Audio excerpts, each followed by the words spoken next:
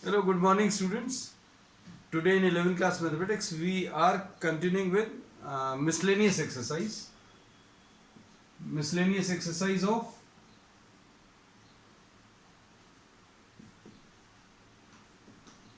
sequences and series. है ना? इसमें अभी हम लोगों ने ले लिए थे क्वेश्चन नंबर 6 तक.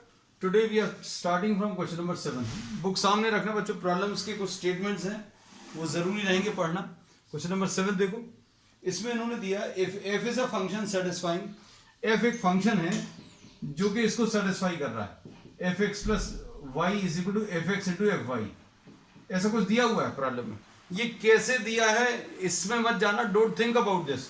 ये रिलेशन ऐसा इन्होंने दिया कि अगर आपको एक्स प्लस वाई है तो ये कैसा स्प्लिट हो रहा है, F X into F Y. ये ऐसा कुछ स्प्लिट हो रहा है. अब इसके बाद F1 की वैल्यू, F1 की वैल्यू बच्चों 3 दिया है ना. और इसके बाद summation of F X from x is equal to 1 to x is equal to n. पता नहीं क्या क्या दिया हुआ है. समेशन एफ एक्स की वैल्यू 120. This is given. इसका मतलब समझ में आना चाहिए. इसका मतलब ये है summation of F x, x की वैल्यू 1 से लेकर n तक. समीशन मतलब एडिशन. एडिशन किसका? सारे एफ एक्स का.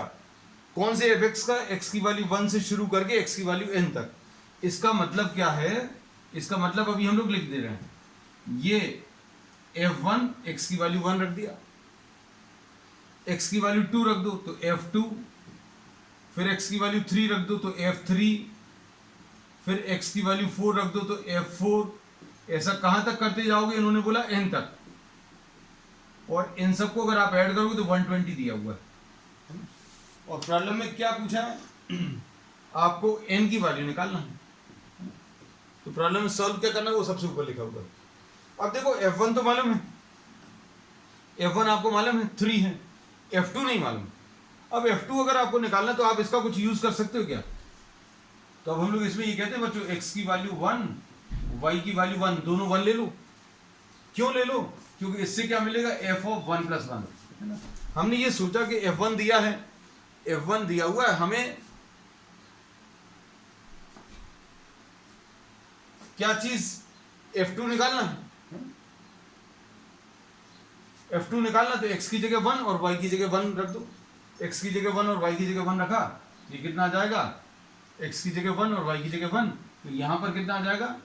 x equal to 1 f1, y equal to 1 ये भी f1. तो अब ये कितना आ जाएगा? f2 मिल जाएगा. f2 की वैल्यू f1 इंटू f1, और f1 मालूम है आपको.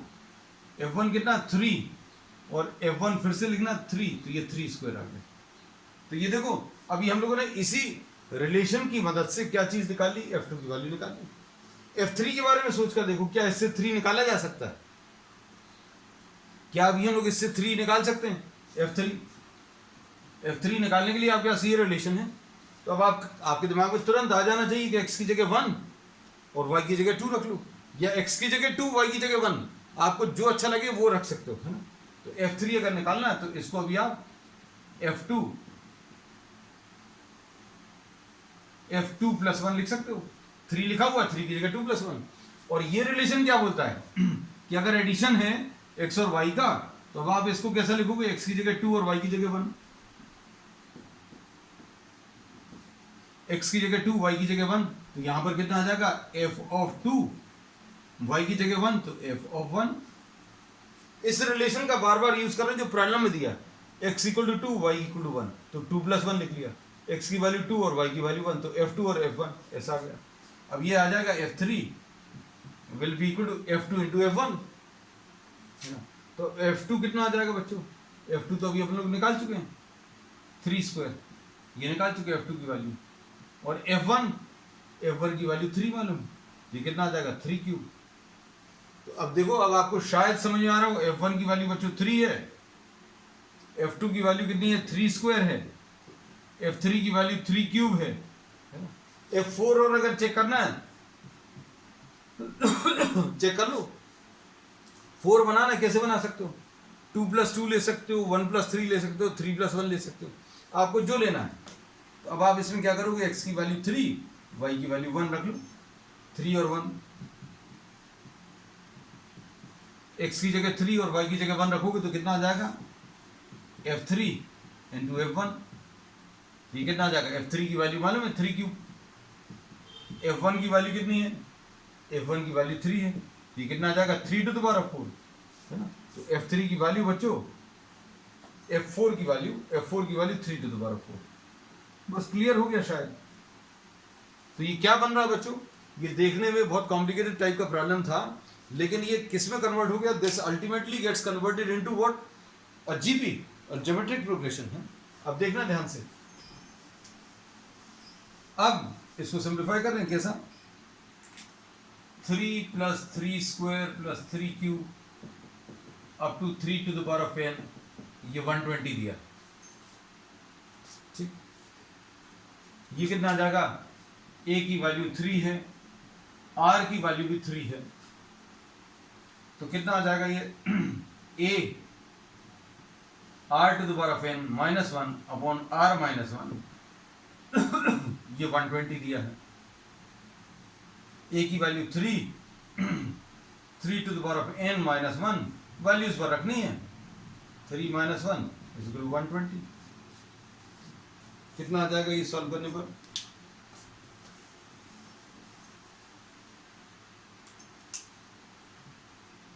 थ्री इसमें कैंसिल हो जाएगा 40 times, 3 to the power of n will be equal to 40 into 2, और 3 to the power of n will be equal to 80 + 1 यानी 81। बस n आ गया, कैसे मिलेगा इसको, अभी आप 81 को 3 टू द पावर ऑफ 4 लिख लो, तो n की value will be what 4। Clear है। चल नेक्स्ट क्वेश्चन नंबर 8 देखो, the sum of some number of terms of GP is 315 and first term और कॉमन रेशियो दिया है, find the last term and number of terms, है ना। अब ये तो बहुत ही सिंपल क्वेश्चन, ये डायरेक्ट दे दिया, क्या दिया हुआ ध्यान से देखना,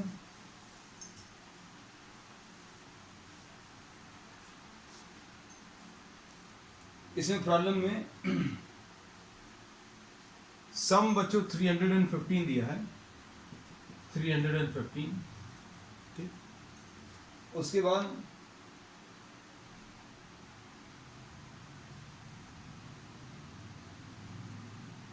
फर्स्ट टर्म 5 है, कॉमन रेशियो 2 है। अब इसमें इन्होंने क्या बोला, find the last term and number of terms. अब इसमें अगर आपको समय अगर सेव करना है तो अभी आप चाहो तो सीरीज डायरेक्टली लिखकर भी चेक करके देख सकते हो, है ना। ये भी हम आपको बताएंगे इसमें। जब सपोज फॉर एग्जांपल ये 5 है, अगला टर्म कितना आ जाएगा, 10 आएगा, अगला 20 आएगा, अगला 40 आएगा, अगला 80 आएगा, मतलब ज़्यादा मेहनत नहीं करनी पड़ेगी। आपको 315 तक जाना है तो हो सकता है शायद यहीं पर ख़त्म हो जाए। देखो ज़रा, ये 200 हो गया, ये 200 और 100 300 315 लो, n = 6 आ गया, है ना। तो कई बार आप प्रॉब्लम देखते ही साथ, लेकिन ये तब पॉसिबल होगा जब जीपी ज्योमेट्रिक प्रोग्रेशन में r की value greater than 1, smaller than 1 में नहीं होगा, है ना, आसानी से। अब देखो फॉर्मूला क्या है, s = a × r to the power of n -1। बच्चों इसमें अभी हमने क्या किया, ये अब कुछ लोगों को डाउट्स हो सकते हैं, a की वैल्यू 5 है, r की वैल्यू 2 है, तो जीपी लिख ली। जीपी कहाँ तक लिखनी है, आप थोड़ा सा अंदाजा लेते जाना, 315 कहाँ पर आ जाएगा, 5 और 10 को ऐड करने पर 315 तो नहीं आ गया, ये तो 15 आ गया, है ना। अब इसका 20 आएगा, अगला टर्म 40 आएगा, 80 आएगा, 160। आप इतने नंबर ऑफ टर्म्स ले लो जिसमें 315 आ जाए, है ना। अब ये अगला क्यों नहीं लिखा था, क्योंकि इसका अगला टर्म तो 320 आता, तो ऑब्वियसली ये तो कभी आएगा ही नहीं, क्योंकि इन सबको मिलाने पर 320 से ज़्यादा आ जाएगा, 315 चाहिए था, है ना।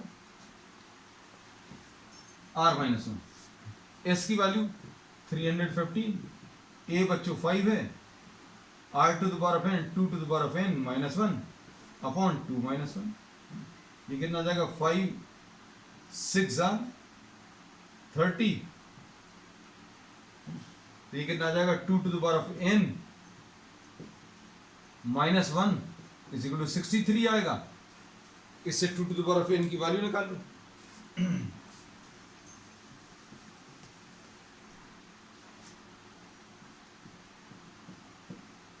2 to the power of n will be equal to 2 to the power of 6। n की वैल्यू बच्चों 6 आ गई। ठीक, अब इसके बाद और क्या पूछा है? लास्ट टर्म पूछा है, तो लास्ट टर्म कितना आ जाएगा? a r to the power of n minus 1। a कितना है, r कितना है, सॉल्व कर लो। ये 2 to the power of 5, 2 to the power of 5 कितना आ जाएगा? 2 2 4, 2 8, 2 16, 2 32। तो ये भी देखो, ये भी बच्चों उसी शॉर्ट ट्रिक से डायरेक्टली आ गया। लास्ट टर्म भी पता है, उसमें 160 आया था। ये क्वेश्चन नंबर 8 था।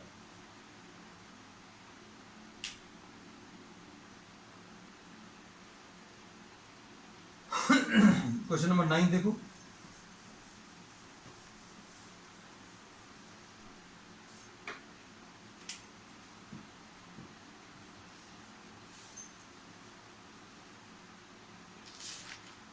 नाइन्थ में the first term of an GP is 1।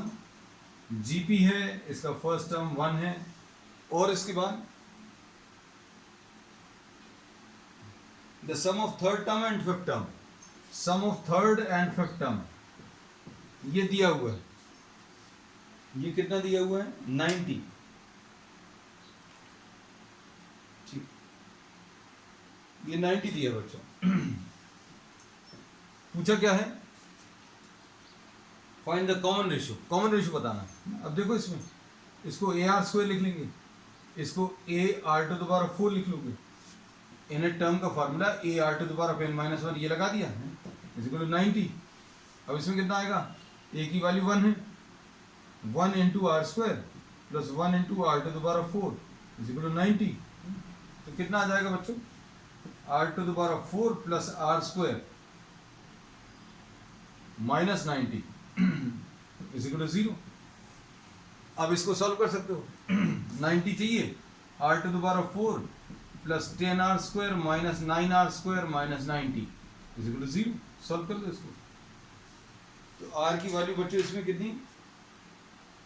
Plus minus 3 आ जाएगा। R square into R square plus 10 minus 9 into R square plus 10, R square minus 9 into R square plus 10 is equal to 0। तो R square will be equal to 9, तो R will be equal to what? Plus minus 3, ऐसा कुछ। So this is the final answer. अब ये वाला क्यों नहीं लिया? क्योंकि R square will be equal to minus 10, this is not possible. तो इसके इमेजिनरी रूट्स आएंगे। ठीक, अब क्वेश्चन नंबर 10 देखो बच्चों।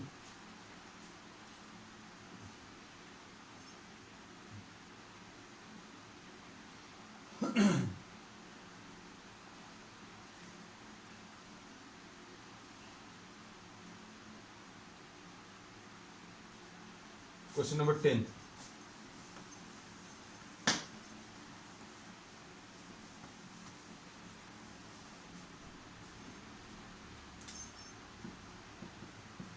क्वेश्चन नंबर 10 में क्या दिया है? The sum of 3 numbers in GP is 56। अच्छा, ये तो बड़ा शानदार क्वेश्चन है। The sum of 3 terms of in GP is 56. 3 numbers.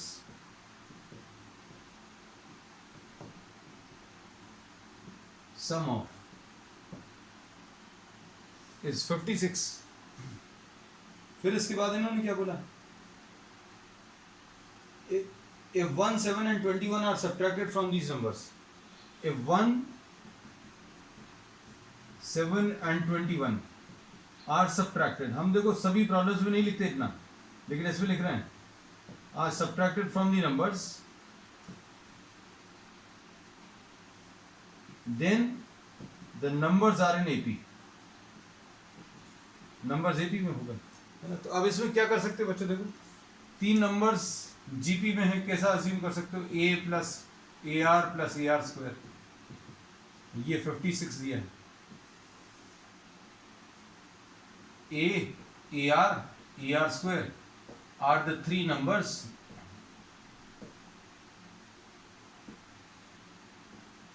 In GP, और तीनों का एडिशन दिया है। अब क्या बोला है, अब इसमें से 1 सब्ट्रैक्ट करें बच्चों, a minus 1 plus A r minus 7 plus का कर रहा है ए आर माइनस 7, और तीसरा क्या है ए आर स्क्वायर माइनस 21। तो ये एपी में है, ऐसा दिया हुआ। प्रॉब्लम को अच्छे से समझना, इसमें इन्होंने बोला कि 3 नंबर्स जीपी में, उनका एडिशन दिया। अब इन तीनों का एडिशन तो अभी हमने लिख लिया, a plus A R square. अब इसमें से 1 माइनस करो, इसमें से 7 माइनस करो, और इसमें से 21, 1 7 और 21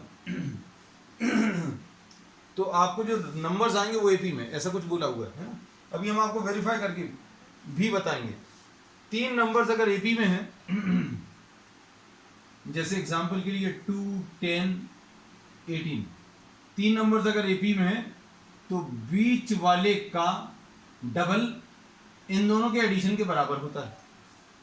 बीच वाले का, ये देखो एपी है क्या, 2 प्लस 8 10, 10 प्लस 8 18। प्रॉपर्टी क्या है, हम लोगों ने क्या बताया था, ये पहले बता चुके, हम सिर्फ रिवाइज पर करा रहे हैं।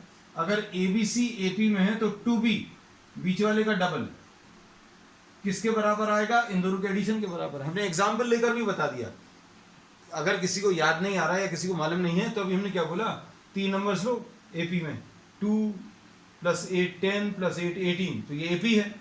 इसका बीच वाले का डबल 20 आएगा, और इन दोनों का एडिशन ये भी 20। अब इसको कैसे अप्लाई करेंगे, बीच वाले का डबल करो बच्चों, 2 ए आर माइनस 7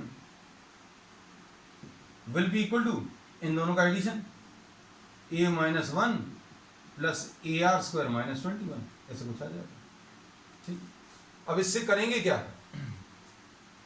ये देखो 2ar माइनस 14, ये तो इसको ऐसा लिख लिया, इसको क्या लिखा, a plus A R square minus 22, a plus A R square minus 22। अब a plus A R square बच्चों कितना आएगा, इससे a plus A R square, a plus A R square की वैल्यू 56 माइनस ए आर, ऐसा कुछ आएगा। अब इसको क्या लिखेंगे, 2ar minus 14 will be equal to कितना आ जाएगा बच्चों, 56 माइनस ए आर माइनस 22। बस अब आपको इसको सॉल्व करना है, ये कितना आ जाएगा, 2ar minus 14 will be equal to, इसमें से माइनस करेंगे तो कितना आ जाएगा बच्चों, 34 माइनस ए आर, इसको इधर ले आओ, 3ar will be equal to 34 plus 14 यानी 48। तो ar की वैल्यू बच्चों कितनी आ गई, 16। ar की वैल्यू 16 आ गई। अब क्या करोगे, अब आपको इसको सॉल्व करना, जैसे भी सॉल्व करना चाहें, सॉल्व करने का तरीका अभी हम आपको बता दे रहे हैं। क्या,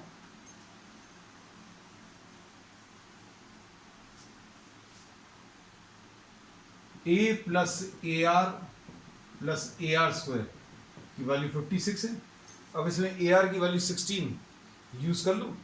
कैसे यूज करोगे, देखो a plus 16 plus A r into r is equal to 56। तो कितना आ जाएगा बच्चों, देखो a plus 16 plus A R की value 16r will be equal to 56। a plus 16r will be equal to 40। ये देखो दो इक्वेशंस बन गई बच्चों, एक ये वाली और एक ये वाली। अब इसको सॉल्व करना है, आपको जैसा मन करे वैसा सॉल्व कर सकते, जरूरी नहीं है जो हमने बोला है वैसे ही फॉलो करें। आप डायरेक्टली भी एक ही जगह 16/r रख लो, एक ही जगह 16/r रखोगे तो भी आंसर आएगा। एक ही जगह 16/r, एक ही जगह 16/r, एक ही जगह 16/r, इसमें रखो तो भी आ जाएगा, है ना। जरूरी नहीं है आप ऐसा कुछ फॉलो करो, you are free to use anything. अगर आपको ऐसा लगता है कि भाई ये हमें क्लिक नहीं करेगा, है ना, कुछ बच्चे हैं ऐसा लगेगा उनको कि AR की जगह 16 रखा, फिर AR की वैल्यू 16 रखी, एक इक्वेशन बनाई, है ना। अगर मान लीजिए, नहीं, ये थोड़ा सा सिंप्लीफाई हो जाएगा, मान लीजिए अगर आपको ये सब नहीं करना है तो भी अभी आप डायरेक्टली यूज कर सकते हो। कैसे? ए की जगह 16/r प्लस ए की जगह 16/r इंटू आर, और इधर कितना आ जाएगा 16/r इंटू आर स्क्वायर। लो भाई ये तो हो जाएगा, इसमें कोई दिक्कत नहीं। अब इसमें क्या चीज कैंसिल होगी बच्चों? ये कैंसिल हुआ, कितना आ जाएगा, इधर एक r कैंसिल हो जाएगा, तो 16/r plus 16r will be equal to 40। ये तो क्लियर है, ये 16 उधर जाकर, अब ये 8 से कैंसिल हो रहा क्या, तो 2/r plus 2r will be equal to 5, 2 plus 2r square upon r is equal to 5, ऐसा कुछ आएगा। तो 2 plus 2r square will be equal to 5r। बस अब आप इसको सॉल्व कर लो, यहां पर लिख दें 2r square minus 5r and plus 2 will be equal to 0। बस सॉल्व हो गया बच्चों। देखो इसमें कितना आ जाएगा, r की वैल्यू अगर आप सिंप्लीफाई करें तो r की वैल्यू बच्चों इसमें 2 आ जाएगी। ये 2r square minus 4r minus r plus 2 is equal to 0, तो 2r इंटू r माइनस 2। कुछ गड़बड़ किया, 2r square minus 5r, 2r square minus 5r, एक मिनट देख लेने देना बच्चों, माइनस 5r, 2 2 जा 4। अच्छा ये तो प्लस 2 था ना बच्चों, ये अभी हमने जबरदस्ती 2r into r minus 2 minus r minus 2, r minus 2 into 2r minus 1 is equal to 0। तो r की वैल्यू बच्चों कितनी आ जाएगी,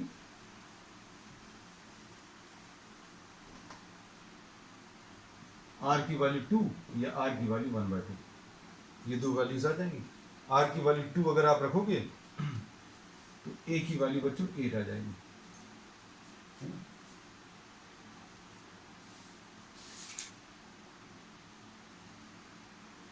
r की वैल्यू अगर आपने 2 ले ली तो a की वैल्यू 8 है ना। तो अब कितना आ जाएगा बच्चों, 8, 16 और 32। और अगर आपने r की वैल्यू 1/2 ले ली, अगर आपने r की वैल्यू 1/2 अगर ले ली तो कितना आ जाएगा, a इंटू r की वैल्यू 1/2 भी लेकर बता दें, a की वैल्यू 32 आ जाएगी, फिर टर्म्स क्या आ जाएंगे 32 और 16 और 8, मतलब नंबर्स वही आएंगे लेकिन रिवर्स ऑर्डर में। चलो नेक्स्ट क्वेश्चन नंबर 11 देख लो।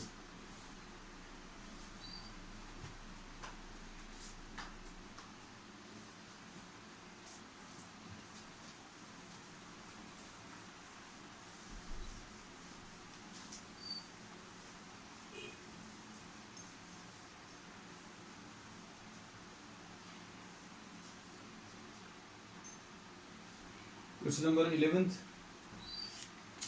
में a GP consists of even number of terms, GP consists of even number of terms, ठीक।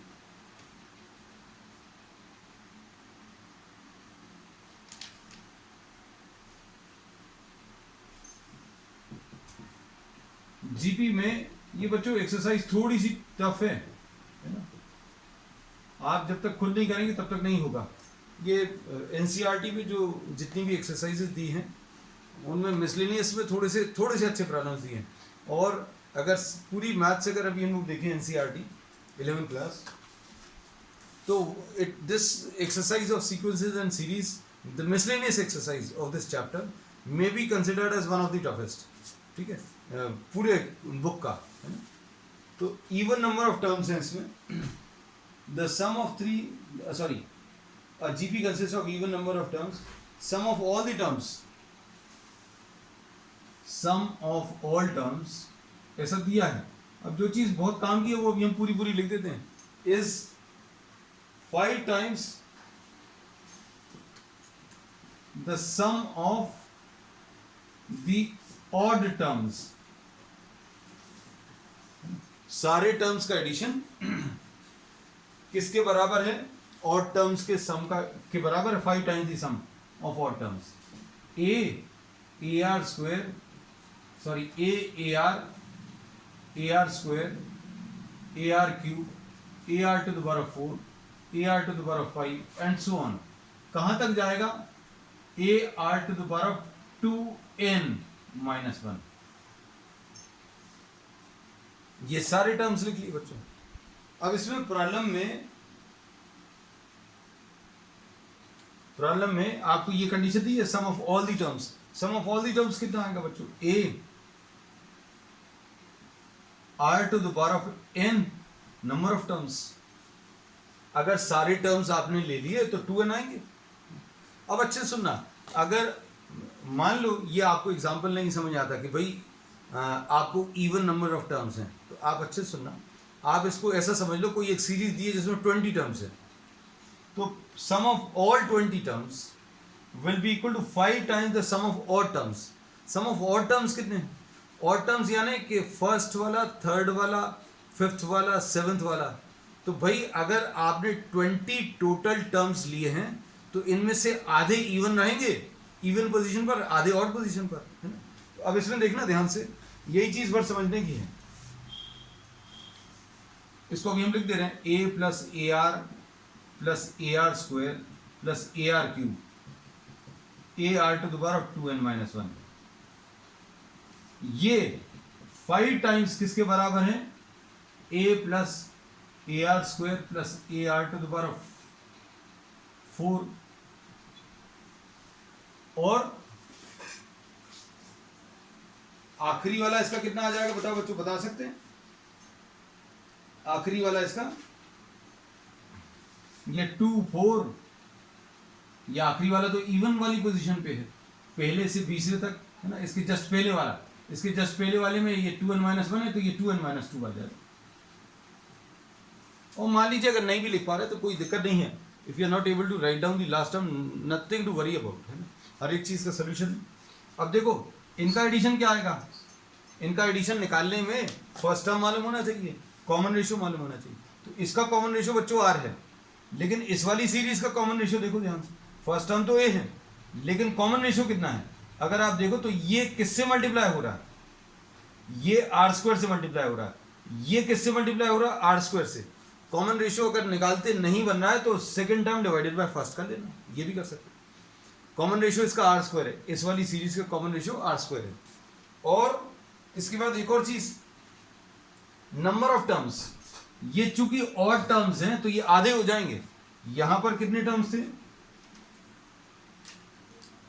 यहां पर ये टोटल 2n टर्म्स थे, लेकिन यहां पर कितने आ जाएंगे? n टर्म्स, सिर्फ आधे रहेंगे। इसका कॉमन रेशियो r है, इसका कॉमन रेशियो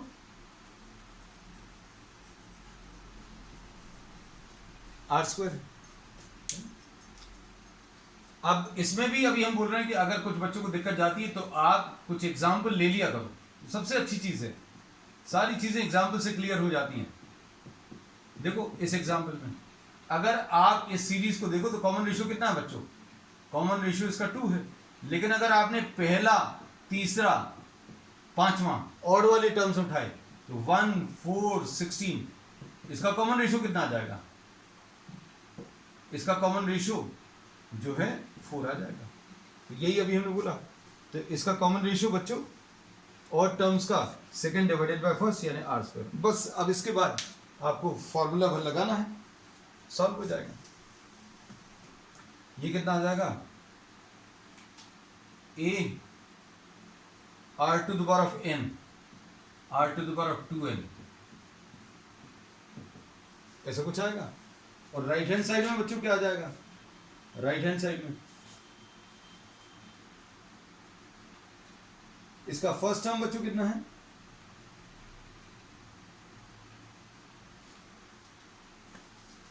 5 टाइम्स ये 5 है ए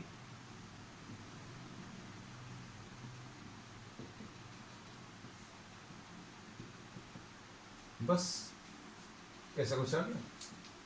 अब देखो ये कितना आ जाएगा, ये r to the power of 2n-1, ये r to the power of 2n-1, ये कैंसिल होगा, ए और ए कैंसिल होगा, यहाँ पर कितना आ गया 1/r-1 is equal to 5/r-1 into r+1। सब कर लो, देखने में जितना टफ लग रहा था उतना ज़्यादा टफ नहीं है। r+1 will be equal to 5, r की वैल्यू बच्चों 4 आ गई। So this is the answer.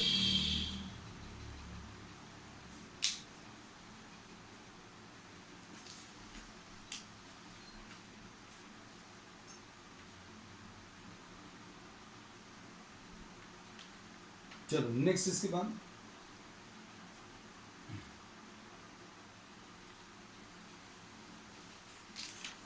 Next question में the sum of first 4 terms of an AP is 56। The sum of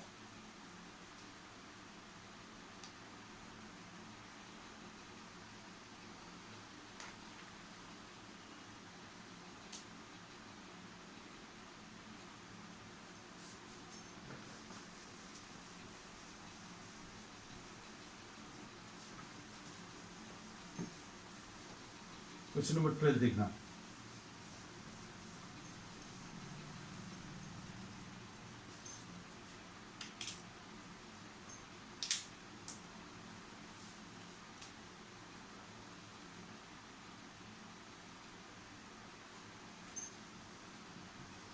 question number 12 में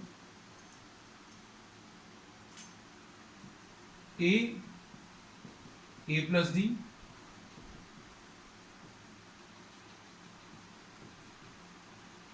ये बच्चों दिया हुआ है प्रॉब्लम में, कितना दिया 112 सॉरी 56।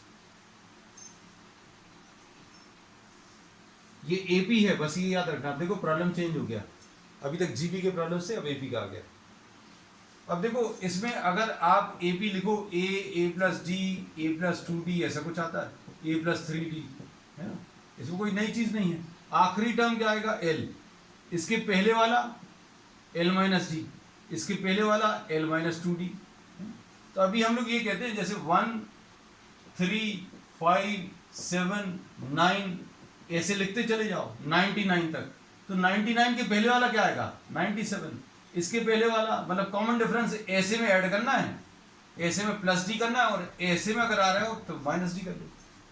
अब ऐसा क्यों बोल रहे हैं, क्योंकि देखो इन्होंने बोला है कि आखिरी टर्म, आखिरी से पहले वाला L माइनस डी, इसके पहले वाला और इसके पहले वाला, ये 4 टर्म्स, आखिरी के 4 टर्म्स का एडिशन दिया है। L plus L minus D plus L minus 2d plus L minus 3d, ऐसा कुछ दिया और ये 112 है। ठीक, अब क्या करोगे, इसमें क्या पूछा है, फर्स्ट टर्म 11 दिया है,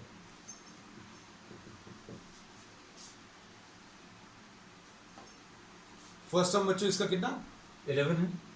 अब इसके बाद क्या करोगे, इन सारे टर्म्स को आप ऐड कर लो,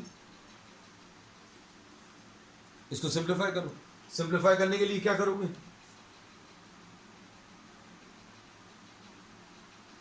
इन सबको आप ऐड करोगे तो क्या होगा, d और d कैंसिल होगा, ये 2d और 2d कैंसिल होगा, 3d और 3d कैंसिल होगा, तो a plus L plus A plus L, यहां पर भी प्लस ए प्लस एल और यहां पर भी ए प्लस एल, कितनी बार आएगा 4 बार, ये आ जाएगा कितना 168, ऐसा कुछ मिलेगा। अब इसमें 4a plus 4l is equal to 168 और इसमें a की वैल्यू मालूम है बच्चों, 4 से डिवाइड कर लो पहले, a plus l will be equal to 42, तो L की वैल्यू विल बी 42 माइनस 11 यानी 31। इसमें क्या क्या पूछा बच्चों?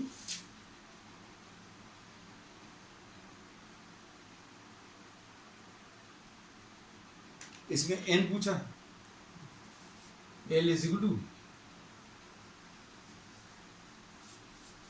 इस वाली को देखो, ये कितना आ जाएगा, सम ऑफ 4 टर्म्स, इससे d भी मिल जाएगा, ये आ जाएगा a plus A 2a 3a 4a 4a plus d plus 2d 3d plus 3d 6d,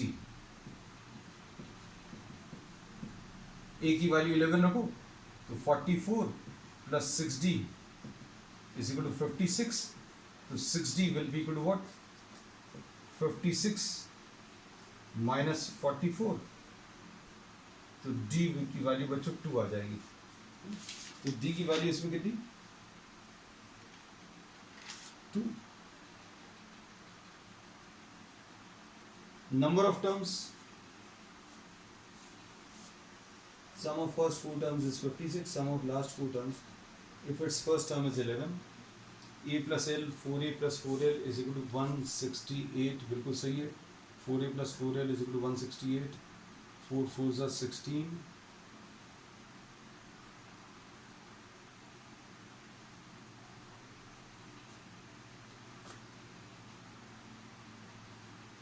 ठीक है बच्चों। तो इसमें अब इसके बाद क्या पूछा है, number of terms, l is equal to a plus n minus 1 into d use कर लो, हम चेक वर्क कर रहे थे, कुछ गलत तो नहीं है, ये 31 इज इक्वल टू a की वैल्यू 11 है प्लस n माइनस 1 इंटू 2, तो ये कितना आ जाएगा 20 is equal to n minus 1 into 2, तो n minus 1 will be equal to 10, n की वैल्यू बच्चों 11 आएगी। ठीक है, तो अब बच्चों आज के लिए इतना ही, we will continue with the remaining problems of the next time, that's all for today.